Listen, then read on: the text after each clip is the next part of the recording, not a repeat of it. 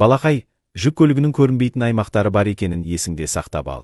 Жүк көліктерінің жүргізушілері сендердің бойларың кішкентай болғаны себепті сендерді көбінесе байқамайды.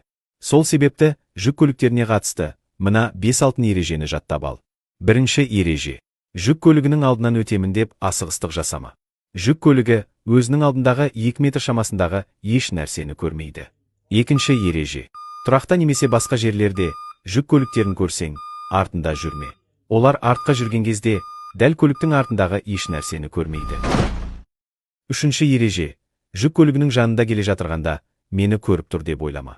Себебі жүк көлігі жанындағы адам түгілі жеңіл автокөлікті де көрмейді. Төртінші ереже. Жүк көлігінің қасына мүлде жақындама. Суретте көріп тұрған қызыл түсті жерді жүргізуші мүлде көрмейді. Бесінші ереже. Жаяу жүргінші жолағы арқылы өту керек болса, велосипедтен түсіп кейін жүргізушінің сені көріп тұрғанына көзіңді жеткіз. Содан кейін барып, жүк көлігінің алдыңғы бөлігінен алшақ арақашықтықта жүріп өтсең болады.